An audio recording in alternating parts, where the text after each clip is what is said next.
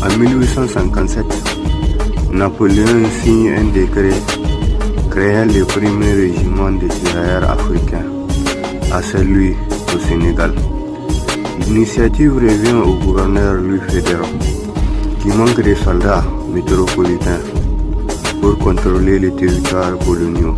Les termes sénégalais persistent malgré un recrutement élargi à toute l'Afrique subsaharienne, Mali, Burkina Faso, Côte d'Ivoire, Guinée, reflétant l'origine géographique des premières levées.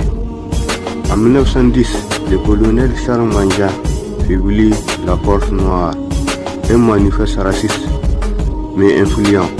Il y décrit l'Afrique comme un réservoir inépuisable d'hommes aux qualités guerrières primitives. Pour compenser le déclin démographique français, ce livre légitime l'enrôlement massif, mobilise 200 000 Africains, dont 135 000 combattants en Europe, engagés à Verdun ou aux Dardanelles, 30 000 mères au combat pour une contrée qui avait esclavagisé nos ancêtres pendant plus de 3 siècles. Après la Première Guerre mondiale, malgré leur bravoure, les tirailleurs restent victimes de préjugés racistes. Les Allemands les accusent de barbarie, tandis que la France les célèbre tout en leur refusant la citoyenneté. Ils ont marché dans le froid, dans la boue blanche, dans un milieu où nos ancêtres sont réduits au silence, au travail forcé et à l'animosité du code noir. Des milliers de ces héros sont tombés en vague.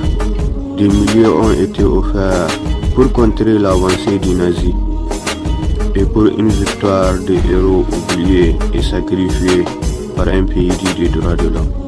Longtemps ignoré par l'Europe et son ingratitude historique, ces héros oubliés doivent attendre 2006 pour que leur pension soit revalorisée. À Verdun, dans la boue rouge, ces héros oubliés ont répondu présent, même quand leurs pieds gelaient, même quand leur cœur saignait, et même quand le souvenir du bateau négrier surgisse. Portant la France et l'Europe sur leur dos, en apportant un soutien indispensable aux alliés et en répondant massivement à l'appel de la résistance de celui qui avait enchaîné les indépendances de l'Afrique occidentale.